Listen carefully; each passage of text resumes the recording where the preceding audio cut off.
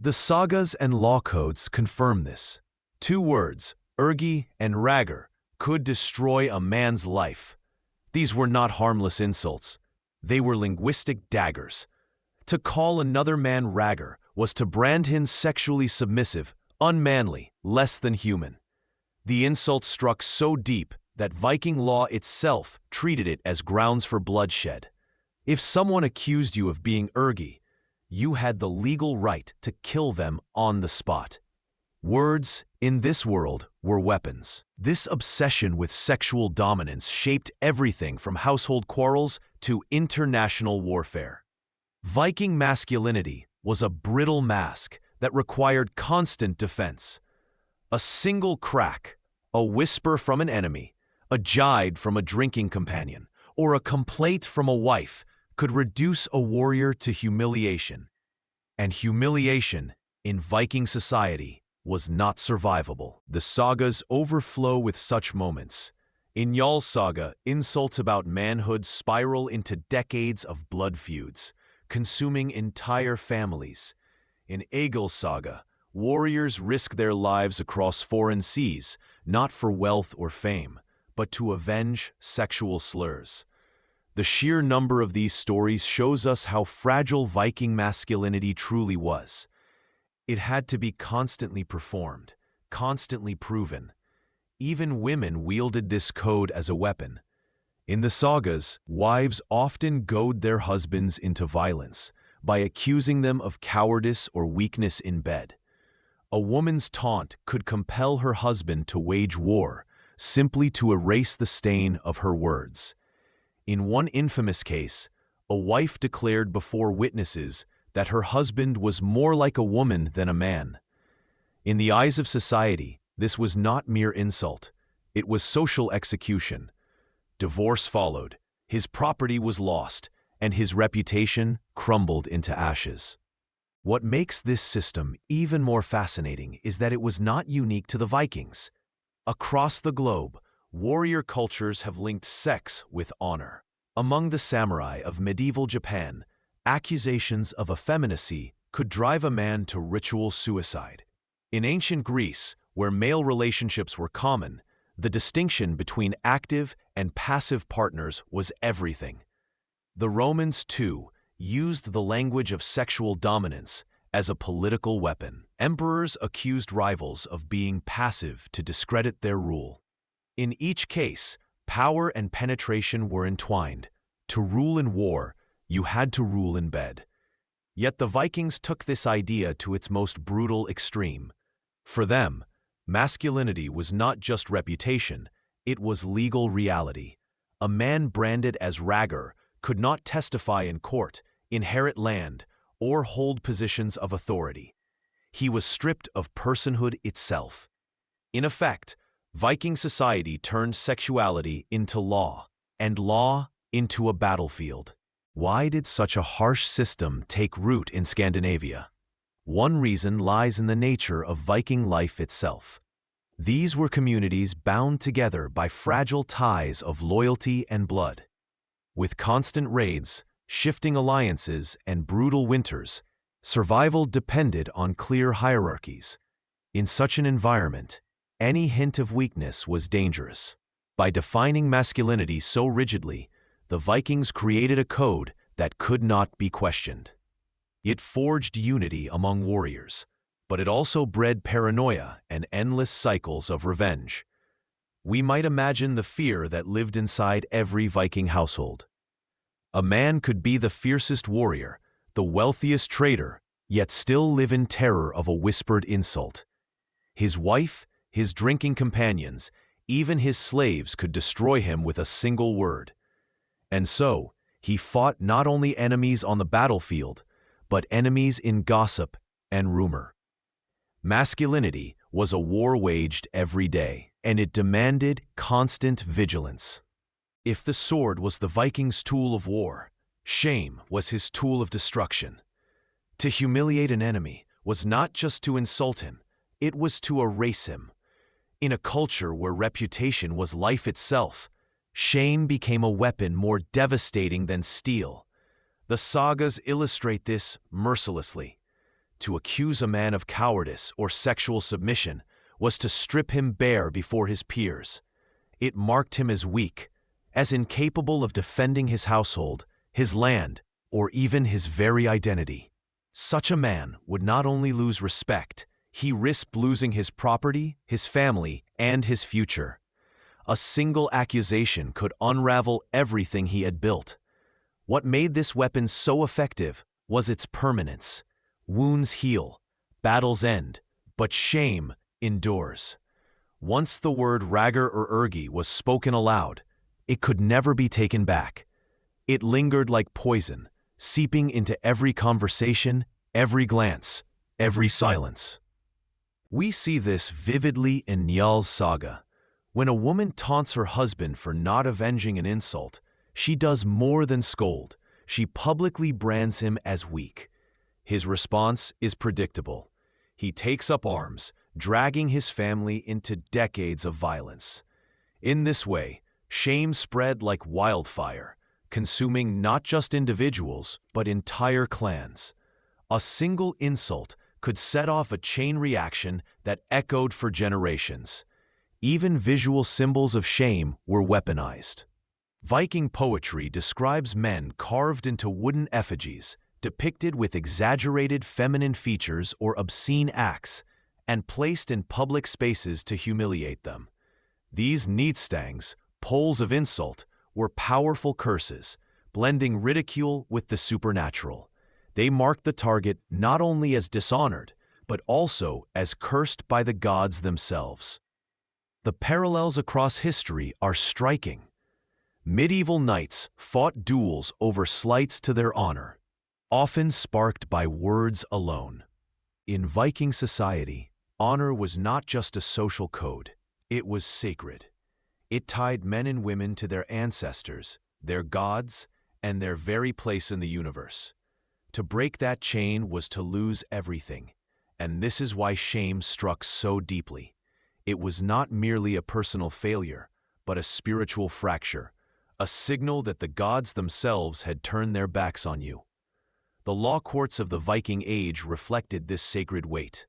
Unlike our modern legal systems, which punish crimes against the state, Viking law was intensely personal. If someone insulted you, they had violated your honor. If they harmed your family, they had dishonored your bloodline. Justice was not about abstract fairness. It was about restoring balance, healing the rupture in reputation that dishonor had caused. Take, for example, the Icelandic Althing, one of the oldest parliamentary assemblies in the world. Disputes brought before it often centered on honor. A man accused of cowardice might demand compensation, and, in Viking society, honor was not just a social code, it was sacred. It tied men and women to their ancestors, their gods, and their very place in the universe. To break that chain was to lose everything. And this is why shame struck so deeply. It was not merely a personal failure, but a spiritual fracture, a signal that the gods themselves had turned their backs on you. The law courts of the Viking Age reflected this sacred weight. Unlike our modern legal systems, which punish crimes against the state, Viking law was intensely personal. If someone insulted you, they had violated your honor. If they harmed your family, they had dishonored your bloodline. Justice was not about abstract fairness. It was about restoring balance, healing the rupture in reputation that dishonor had caused. Take, for example, the Icelandic Althing, one of the oldest parliamentary assemblies in the world. Disputes brought before it often centered on honor. A man accused of cowardice might demand compensation, and not only in silver, but in a public acknowledgement of his worth. If the matter could not be settled, it escalated into blood feud. In this way, law and violence were not opposites, but two parts of the same cycle of honor. Religion reinforced this dynamic. The Norse gods themselves were bound by the same codes of shame and honor that governed human life. Loki, the trickster, became infamous not only for his betrayals, but for the shameful insults he hurled at other gods. In the poem Lokasena, Loki mocks Odin for practicing seid, a form of sorcery considered unmanly, and accuses Freya of indecency.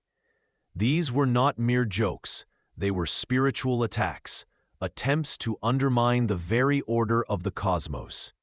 To the Vikings, then, shame was more than social humiliation. It was cosmic disorder. If a man allowed himself to be dishonored without retaliation, he threatened the stability of his kin, his community, and even the balance between gods and men. A dishonored warrior risked not only mockery in this life, but exclusion from Valhalla in the next. Without honor, the doors to Odin's hall were closed forever. This is why rituals of reconciliation were so elaborate. A wronged man might demand silver, land, or livestock, but above all, he demanded words, formal statements acknowledging his honor. These public rituals of apology, backed by material payment, were sacred acts.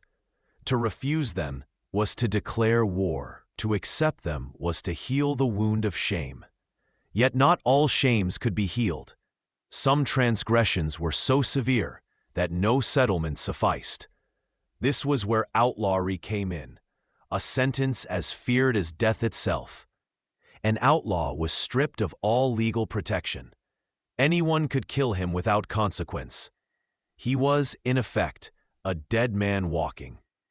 In Viking culture, to be outlawed was the ultimate shame, to be erased from society, denied kinship, denied protection, denied memory. Even the Christianization of Scandinavia did not erase this sacred weight of honor. Instead, it transformed. Priests condemned the old insults of urgi and ragr, but shame remained a powerful social weapon. Sins were confessed publicly, penances performed openly, reputations stained or restored through ritual. The Church inherited and reshaped the Viking world's obsession with honor into its own system of guilt and absolution. And so, through law, through ritual, through religion, shame became not just a social force, but a sacred one. It was the invisible fire that bound the Viking world together and tore it apart. In Viking society, women lived in a paradox. On one hand, they wielded a degree of power rare in much of the medieval world. They could own property, manage households, and in some cases even initiate divorce. But on the other hand, their reputations were bound by an even tighter web of expectations. For women, shame was not merely personal, it was generational, staining their kin and their descendants. A Viking woman's honor was tied closely to her role as wife, mother, and keeper of the household. Infidelity, real or rumored, was enough to destroy her standing. In sagas, insults against women are often more vicious than those against men, because they questioned purity, loyalty, and the legitimacy of bloodlines. If a woman was accused of promiscuity, it wasn't just her reputation at stake. It threatened the inheritance rights of her children and the prestige of her entire family. The sagas provide chilling examples. In Njal's saga, Hallgerður Höskuldsdóttir becomes infamous not only for her beauty, but for her destructive pride. When her husband slaps her, she refuses to forgive. And later, when he begs her for a lock of hair to make a bowstring in battle, she denies him, leading to his death. Hallgerður is remembered as a woman who let shame and vengeance dictate her choices. And the saga portrays her as both powerful and dangerous, her actions echoing across generations. But women were not only victims of shame, they could wield it as a weapon. Verbal duels, known as flyting, often saw women hurling scathing insults at men, striking where it hurt most: their masculinity, their courage, their ability to provide and protect. A well-timed insult from a woman could humiliate a man into action, or drive him into reckless violence. In this way, women shaped the cycle of honor and shame as much as men did. Consider Gudrun Osvestottir from Laxdæla saga, one of the most complex female figures in Old Norse literature. Her beauty and wit made her a force in her community, but her life was defined by tragic marriages and feuds. When she was shamed or betrayed, she responded with a cold, calculating vengeance. Her story illustrates how women, though denied the sword in most cases, could fight battles through cunning, alliances, and words sharper than steel. Religion, too, reinforced these expectations. Goddesses like Frigg and Freya were revered for their wisdom and fertility, but also judged for their perceived lapses. Freya, in particular, was frequently accused in myths of promiscuity, a reflection of the cultural obsession with controlling women's reputations. Even divine women were not free from shame. Their power was always shadowed by suspicion. And yet, women also had avenues of agency. Divorce, for instance, could be initiated by a wife if her husband dishonored her, failed to provide, or abused her. In such cases, she could reclaim her dowry and walk away with her honor intact. These legal rights, remarkable for their time, suggest that while shame could confine women, it also gave them leverage. Still, the burden of shame weighed heavier on women. A man might regain honor through battle, blood, or compensation. A woman, once labeled dishonorable, found it far harder to restore her name. In this way, the Viking world's obsession with shame carved deeper scars into the lives of women, whose reputations were both their armor and their prison. In the Viking world, shame was not confined to whispers in the home or quiet disputes between families. It was often made into a public spectacle. The Norse understood that reputation was a performance, and nowhere was this clearer than in the rituals of punishment and the ceremonies of honor. To be shamed in private was painful. To be shamed before the entire community was devastating. One of the most striking examples was the ritual of Nitstong, the pole of shame. A carved pole, often topped with the severed head of a horse, would be erected in the ground as a curse against an enemy. Inscribed with runes, it was a public declaration that the target was dishonorable, unmanly, and cut off from society. Such a display was more than insult. It was social death. Exile or violent retaliation often followed, for no Viking could live long under the weight of such humiliation. Public duels or holmgangs also turned shame into theater. If one man insulted another, questioning his courage, his lineage, or his loyalty, the only way to cleanse that stain was to fight. These duels were not only about personal honor, but entertainment, a spectacle for the community. Victors left the field restored, while the defeated bore the weight of dishonor, unless they were killed outright. And sometimes, the duel itself was less about victory than about demonstrating the courage to stand. For to refuse the challenge was the ultimate shame. The Thing, the great assembly of Viking society, also acted as a stage for shame and its resolution. Here, disputes were aired before chieftains and community members, where insults could escalate into blood feuds or be settled with compensation. To be declared an outlaw at the Thing was the harshest fate. A dishonored man was stripped of protection, cast out, and declared fair game for anyone who wished to kill him. Death was merciful compared to this slow erasure from community and kin. Women, too, could face public humiliation through ritualized punishment. In extreme cases, a woman accused of infidelity might have her hair cropped short, a devastating act in a society where long hair was tied to dignity and beauty. To strip a woman of her hair was to strip her of her identity, making her shame visible to all. This symbolic punishment echoes across many cultures. But among the Vikings, it carried the weight of eternal disgrace. Religious rituals also reinforced this public theater. Sacrifices and festivals were times when social order was reaffirmed, and those who had brought dishonor could be mocked, excluded, or cursed in front of the gods. In such moments, the shame of individuals became part of the community's collective memory, carried forward in story and song. This theater of shame was not only about punishment, it was also about reinforcement, reminding everyone watching that honor was the currency of survival. The public humiliation of one became the lesson for all, a warning of the cost of weakness, betrayal, or cowardice. The Viking world was a society where your name was your soul, and public shame was the slow death of both. For the Vikings, honor and shame were deeply personal, rooted in their clans and villages. But their reputation did not stop at home. As these seafaring warriors ventured across Europe, raiding, trading, and settling, they carried their code of honor into foreign lands. Yet, in the eyes of outsiders, Viking honor was often seen as brutality, while Viking shame could take on entirely new meanings. To Christian monks chronicling raids, the shame of the Vikings was their paganism.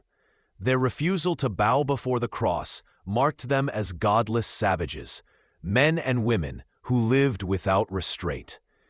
Accounts from Frankish and Anglo-Saxon scribes paint them as dishonorable raiders, beasts without morality.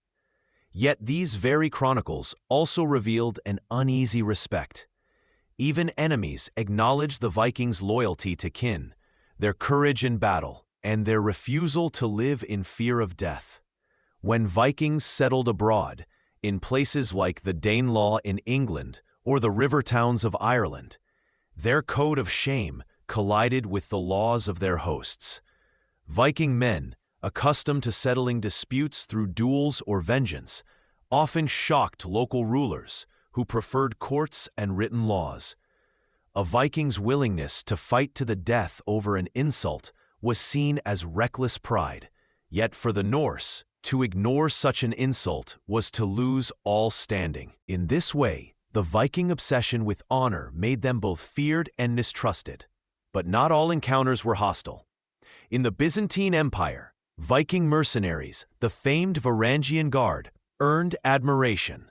These Norse warriors swore loyalty to the emperor, and their fearlessness in combat became legendary.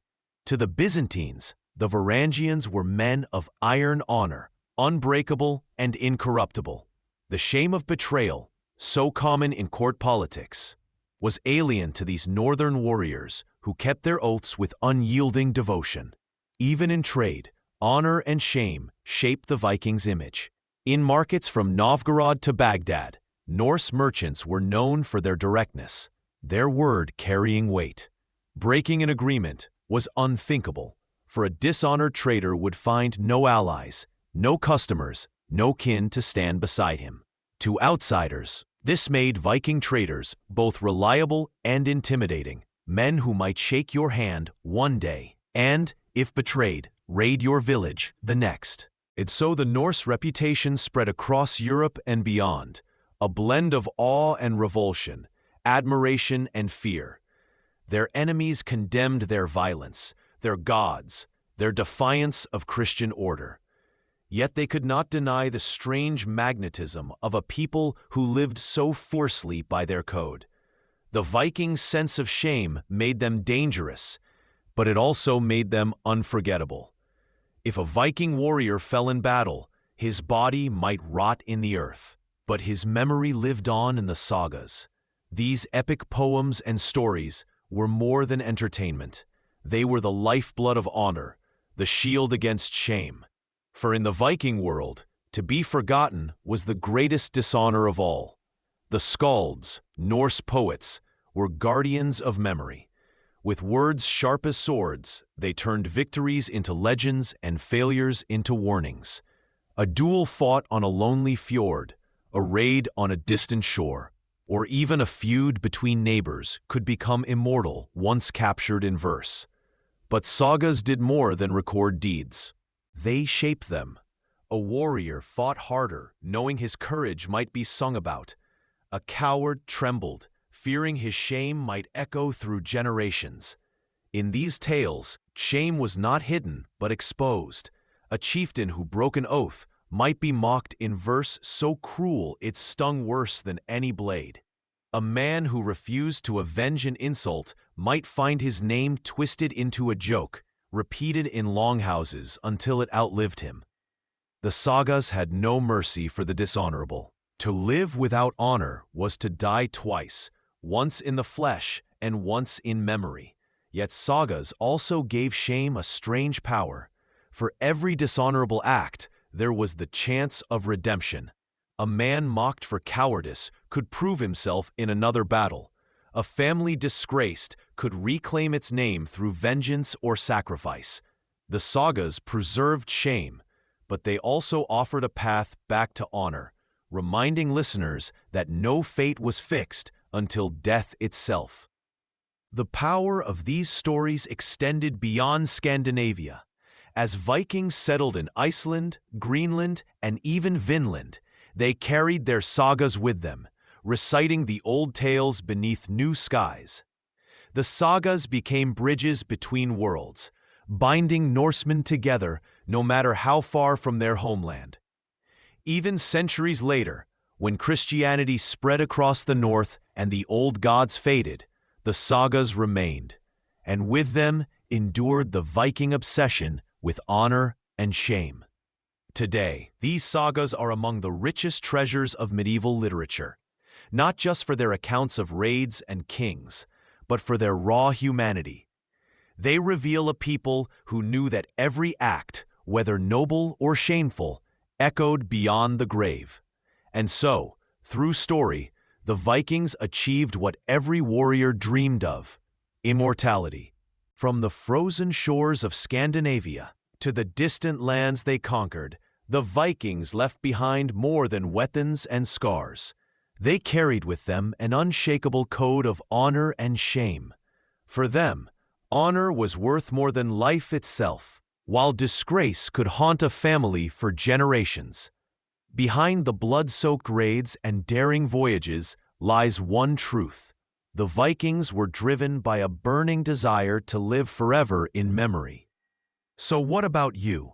If you lived in Viking society, would you fight to protect your honor, or choose safety at the cost of being branded in shame? Share your thoughts in the comments. I'd love to hear what you think. A Muslim diplomat traveling through the vast frontiers of early medieval Europe in the year 922 AD bore witness to something so disturbing it haunted him for the rest of his life.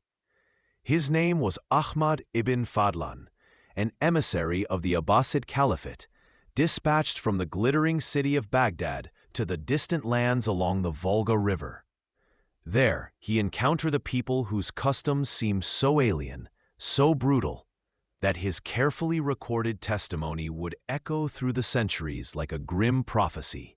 What he saw was not simply death, but ritualized horror, an intimate spectacle of violence and desire woven into the very fabric of Viking culture. Ibn Fadlan watched as Norse warriors staged one of their most infamous rites, the funeral of a chieftain. A young slave girl, trembling but resigned, was chosen to follow her master into the afterlife. Over the course of days, she was plied with drink, seduced, and violated in the name of sacred duty until at the final moment. She was strangled and stabbed, her body burned alongside the corpse of the dead leader.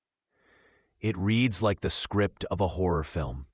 Yet, every detail was written not by enemies seeking to slander the Vikings, but by an eyewitness whose only crime was honesty. For centuries, scholars doubted his testimony. Surely, this could not be true. Surely, no people could intertwine sex, death, and religion so tightly. but archaeology has since confirmed much of what Ibn Fadlan described, forcing us to confront a society where intimacy was inseparable from domination and where violence was sanctified as ritual. This is not simply the story of barbarism, nor of savagery without purpose. The Vikings were not random marauders.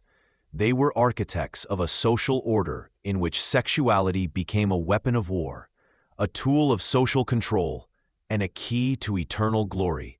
Their sagas, their laws, and the very ruins they left behind reveal a system so deeply entrenched that it reshaped not only Scandinavia, but the very foundations of medieval Europe. The evidence is chilling. From public wedding consummations that turned private union into courtroom spectacle, to systematic sexual enslavement that fed entire economies, the Vikings wielded desire and humiliation as deliberately as they wielded axes and swords. Their practices were not excesses on the margins of war, but carefully codified acts that preserved hierarchy and maintained dominance. In Viking society, your sexual role was your destiny. It could elevate you to honor or strip you of manhood, rights, and even life itself. A man's reputation depended on how he performed, not only in battle, but also in bed. The stakes were so high that mere words, an insult whispered in the mee-hole, could spark blood feuds that claimed dozens of lives. Two words, in particular, carried the weight of life and death: ergi and rhaegar. These terms, loosely translated as unmanly or sexually passive, were more than insults. They were death sentences. Viking law explicitly stated that accusing a man of being sexually submissive was justification for murder.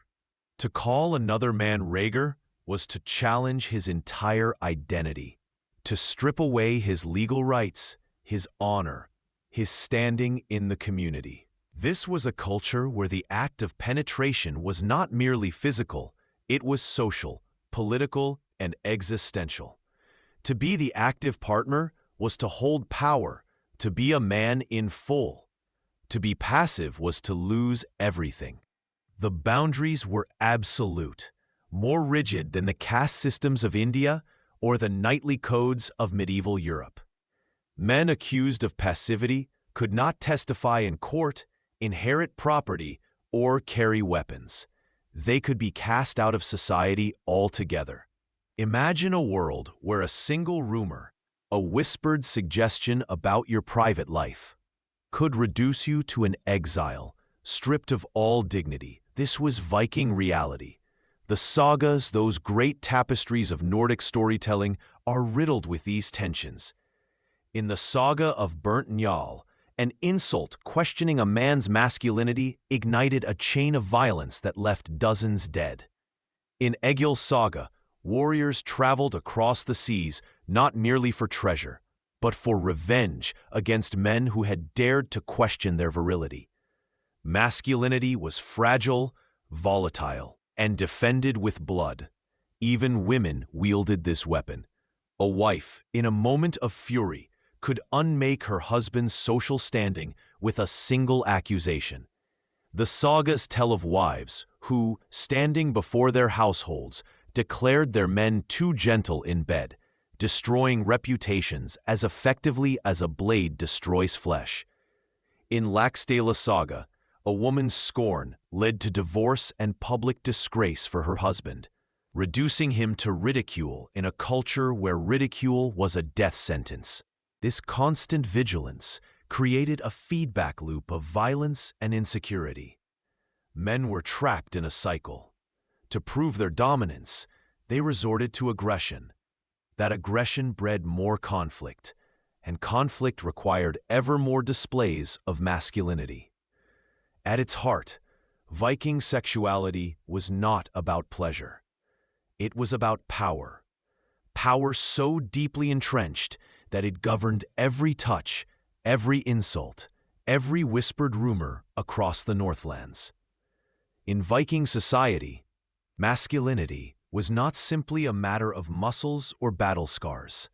It was a sacred currency, an invisible force that determined whether a man could lead, trade, marry, or even live without shame. And central to this code was the idea of sexual dominance. To be a man was to be the one who penetrated, the one who controlled. To be placed in the opposite role was to lose everything.